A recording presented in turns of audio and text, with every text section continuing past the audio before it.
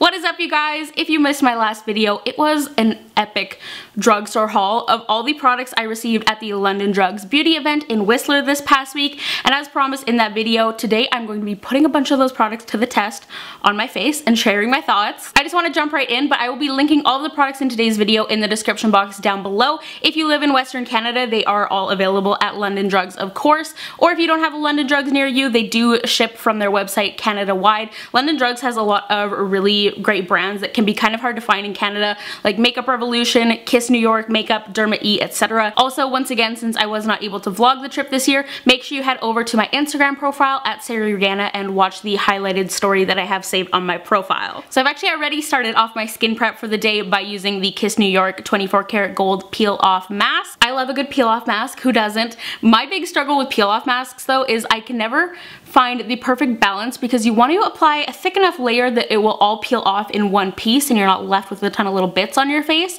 but also you don't want to make it so thick that it takes like an hour to dry. And I feel like the amount I applied with this was perfect. As you guys will see, it peeled off flawlessly. It was so satisfying. My skin was a little bit red initially just from like the actual peeling motion, but as you can see now, it's been a few minutes and my skin tone looks really nice. My skin feels great too, though I definitely need some hydration. So next I'm going to go in with the Clarins Double Serum. I have not used this product in quite a while, and before it used to be split down the middle and there was like two sides to the pump, so it actually mixed together when you pumped it out, but now it is just one bottle. When I worked at the Bay, my counter was actually right next to Clarins, so I was friends with one of the girls who worked on the Clarins counter, and I remember she always used to apply the double serum on her hands, and so I started doing that too. So hopefully one day when I'm like 40, my hands are still going to look like they are 20 years old. They definitely changed the formula quite a bit, because I remember this used to smell amazing. It had like a really peachy smell, but now I don't really smell anything from it. The next product I'm going to try is the new Clinique Dramatically Different Hydrating Jelly. I love the look of this.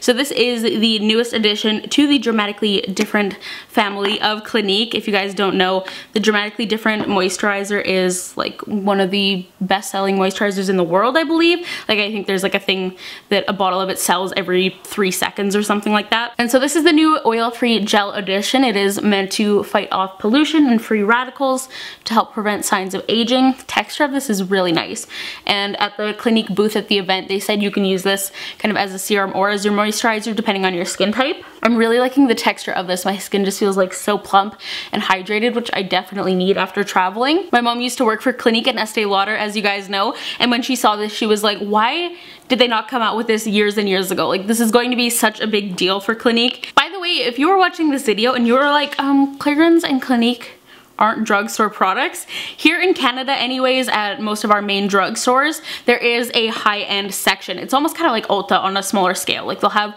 similar brands that you would see in like a department store, so I just want to throw that out there. I know they're not like drugstore prices. Before I apply my eye cream off camera, I am going to go in with the Physicians Formula Organic Rose Oil Lip Polish. And that smells really good. It smells kind of like brown sugar and vanilla. It doesn't really smell like rose. I'm just going to scrub that on. This is the most awkward thing, trying to talk and scrub my lips at the same time. Lips are nice and smooth and exfoliated now, so I'm going to go in and prime my face with the CoverGirl True Blend Pore Minimizing Primer. This has a lilac tint to it, so I assume it's also going to be like a little bit kind of brightening and color correcting. CoverGirl actually has 4 new primers. I received them all in PR the other day, so I will have an extra one of these to give away at some point. This primer feels really nice, but it does have a very strong fragrance. I'm a little bit nervous about that. Alright, so there wasn't any new like foundation, concealer, or really many complexion products in the swag bag at the event this year, so I think I'm just gonna go ahead and apply Estee Lauder Double Wear. I do have some self tan on, if you can kind of tell on camera, so I need something a little bit deeper. I think the only foundation I currently have that I haven't actually tried out yet is the new Beauty Blender Bounce Foundation, but I'm hesitant to try this and review it because of the controversy surrounding it, so let me know if you guys would want to see a review on this. And if you guys do, I will do that for you. I think I'm mostly going to do my foundation and stuff off camera, but I did receive one of these little silicone blenders from London Drugs, and I've never tried one of these, so I kind of want to try it out quickly, even though I've really only heard not so great things about these. I have no idea what brand this is from. Let's just start dabbing that on. I like the concept and the idea behind these, like how they don't absorb any product and they're more hygienic and everything. But from what I've seen, they just don't work all that well. I feel like the Beauty Blender and other similar sponges work because they do absorb some of the product. It's actually not as bad as I thought though, but it's definitely like laying it on thick. See, it kind of just like slaps it on the surface of your skin. Doesn't actually really like press it in and kind of melt it into your skin the way you want. Honestly, it's not as bad as I was expecting. It's just definitely a lot more time consuming than using a traditional sponge, but it looks better than I thought it would. So I'm gonna go ahead and finish off my complexion and my brows off camera to save some time. I'm just going to complete the rest of my foundation using my trusty NYX foundation blender. I discovered this at the London Drugs event last year and I love it. Like seriously, favorite sponge of all time. It's seriously the best sponge if you like full coverage because it's dense, but it's not too dense to where it feels like you're like hitting your face with a rock. It is time for some contouring. Gotta add some dimension back to this face. But I'm going to be trying out this Kiss New York contour kit. I actually really like Kiss's makeup. Their makeup is honestly so underrated. If you guys have been sleeping on their products, you need to try some of them out. So this is what the contour kit looks like. It does have one kind of shimmery highlighting shade and then kind of like a matte slightly yellow tone powder for under the eyes and that kind of highlighting, and then a contour shade. I'm just going to use my favorite Real Techniques contour brush, and I have been powdering my face very minimally lately, as you guys know, and as you can probably tell from the bit of shine that I have on my face. I've really only been setting my under eyes, and then I will powder in my contour area just because I do always use a powder contour, and that just helps everything blend really smoothly. And then I do my whole Hulk Hogan bake thing that I showed in a recent video. Do a little bit along my hairline as well. I'm finally going to go see A Star Is Born with my mom tonight at the theater. I swear, every single day since that movie came out, she's been texting me being like, when are we gonna go see it? Obviously, when you guys are watching this, I will have already seen it, but comment down below if you saw it and let me know what you thought. And James and I actually went and saw Venom for my birthday in the VIP theater, and that was really fun. I really like that movie. I'm also going to take a little bit of the matte shade from this palette and just put that under my eyes. I feel like my concealer is a little bit light for my foundation today, so I'm just gonna pop that on. These powders seem really smooth. I'm going to apply a little bit of this Burt's Bees blush in the shade Shy Pink. Aside from Burt's Bees lipsticks, I don't think I've really tried much of their makeup before. So if there are any must-have products that I am missing out on, let me know in the comments. And I'm going to top that off with the CoverGirl Super Stunner Highlighting Trio in It's Lit. This is the version for fair to light skin tones. I've actually been using the one for medium to deep skin tones and I love it. Seriously, these are such beautiful drugstore highlights, like some of the best I've personally tried from the drugstore. I'm just using the middle shade, by the way, but look how pretty these are. Ooh, that really needs to be blended out, but like they're so intense, like they're on par with like a Becca highlight. Great highlighters are definitely something the drugstore has been lacking. I feel like in the past like year or so, more drugstore brands are kind of stepping up their game in that department, but before these CoverGirl ones, I have yet to find a drugstore highlight that is this blinding and intense. Before we move into my eyes, I'm just going to set my face with the Kiss Pro Touch Setting Spray. This wasn't from this particular haul, but it is another product that they have at London Drugs, so I figured why not use it, because this is seriously my favorite setting spray of all time.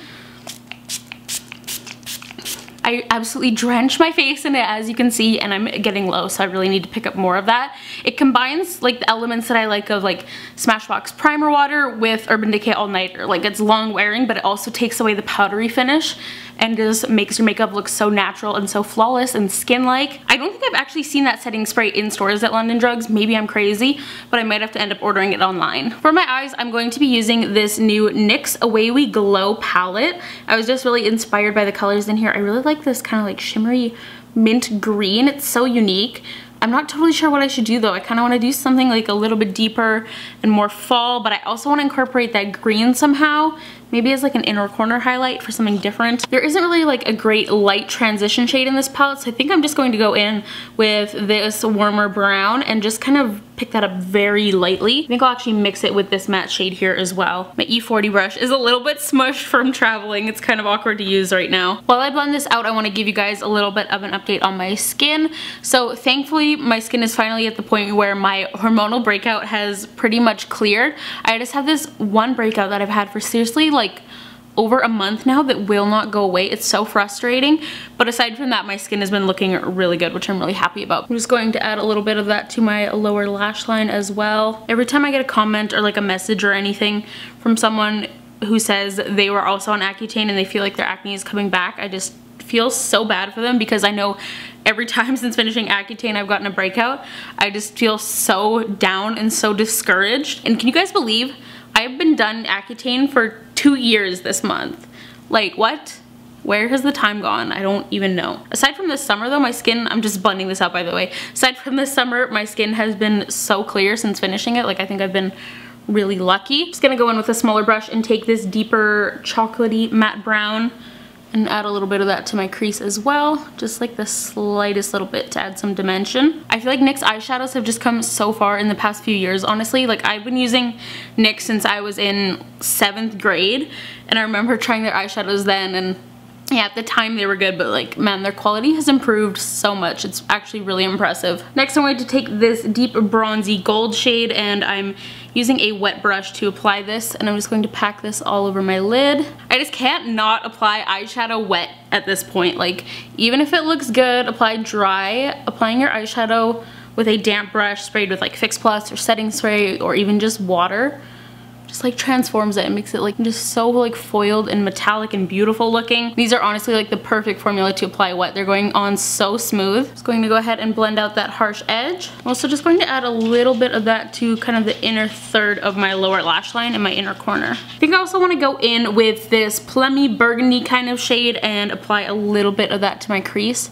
Just the tiniest bit, just to bring a little bit more of a fall element to the look. So I just cleaned up the edges a little bit and highlighted my brow bone with the matte shade in this palette. So now I am going to go in with the green and try and highlight my inner corner with this. I did swatch it and it seems very sheer, so I don't know how this is going to work. When swatched, it's kind of almost like a gold with a slight minty kind of duochrome to it. So I don't think it's going to look super green. So it's pretty subtle. I feel like you can't really see the green tone unless you're really close up to my face, but it's something kind of fun. So one of the products I've been dying to try are these Ardell magnetic eyelashes. When magnetic eyelashes kind of first came on the scene, I don't know, like a year or so ago, I was very skeptical. I was like, there's no way these are gonna work, like they're so gimmicky. But since then I've seen so many people apply them and wear them in their videos, and they look so good. At the booth for Ardell, they did tell me there is a learning curve to it and you need to have a little bit of patience, so I'm definitely going to keep that in mind. But I'm going to apply a light coat of mascara first because that's what I would do with regular false lashes. So I'm going to curl my eyelashes really lightly. Sometimes when your lashes are too curled, it's a little hard to maneuver on the lashes. And I'm going to apply a light coat of this Marcel Extension Plus Skyline Mascara. The wand is like a very nice skinny kind of like spirally corkscrew wand.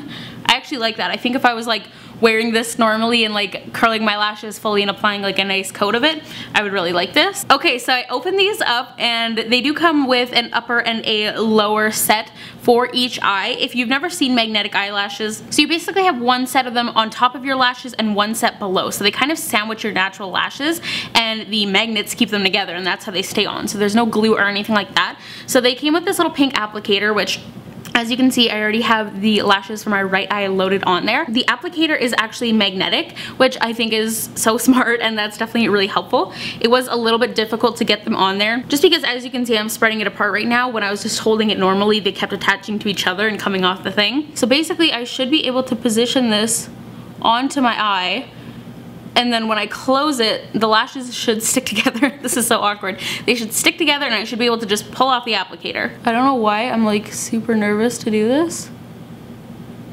because it's not like it's going to like ruin my makeup or anything. If they don't turn out well, I can just pull them off and start over. Okay.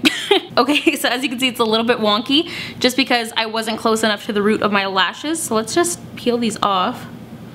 See, that's really easy. I think maybe I should trim them a little bit. A couple people on Instagram actually recommended like cutting them in half and just using them as accent lashes, which I can see would be even easier.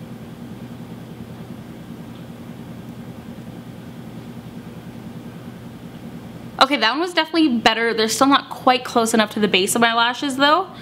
I'm gonna keep trying this and I'm gonna come back in a second. Okay, so I return a little while later, obviously with just one eye on. I think on my third try, actually, I was able to get this set on pretty well. Like, I think they look okay where they're at.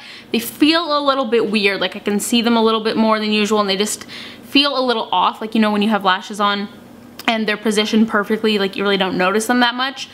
That's not the case with this. For the other eye, I was definitely struggling a little bit more. The applicator, it's just kind of hard to like see what you're doing and maneuver it on that side. So I tried them on that eye a few times and I couldn't get them quite right. But then when I went to peel them off, one of the magnets on the inner part of the lash actually came off.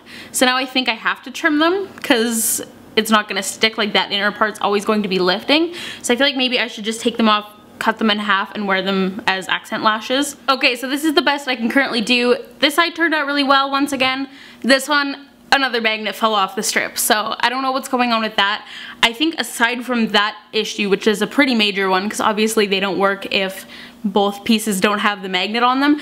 Aside from that, I think I really would like these. But yeah, they just don't work if the magnets aren't going to stay on, like the inner part on this one here, so one of the middle magnets fell off, so they're just like barely hanging on there. They're really not that bad to apply though, but I'm a little bit bummed over that issue. I'm wondering if maybe I should just apply strip lashes. That portion of the video took so much longer than it should have, but I just ended up putting on some regular glue-on lashes because my eyelashes were looking a little bit wonky just from pulling off the magnetic lashes so many times. But I put on the Kiss Lash Couture Faux Mink in Little Black Dress. We're gonna do lips and wrap this up. I'm going to really lightly line my lips with the Kiss Lip Liner Pencil in Brown Nude. Kiss is like the star of this video apparently. And then finally I'm going to take this Annabelle Edge lipstick in the shade Bridget. I also had a ton of lipsticks to choose from as well, but I don't really use many products from Annabelle. I can't really think of much of anything I've really tried from them. This is really weird. It's like a diamond shape. And let's just see how this looks. It's a little bit on the sheer side and very creamy. So there is that lip combo. I like it, but I feel like it's a little bit too pink for this eye look. I'm gonna try more of a berry lip just for a second option and to try something else. So I'm gonna take the Kiss liner once again in the shade Warm Pink. And then I'm going to use the NYX Slip Tease Lip Lacquer in the shade Strawberry Whip. Ooh, that's like really liquidy. Ooh. This is so opaque and intense. I definitely did not need a lip liner for this. But it might kind of help keep everything in the lines because this is kind of like a very pigmented gloss. It feels like it might be a little bit slidey. Alright, so this is the finished makeup look. I blotted off most of the lipstick and I actually like it a lot better now. I'm not afraid that it's going to get all over my face. And I added just like the tiniest little stitch of liquid liner on the inner corner of my eye to make the lashes blend better.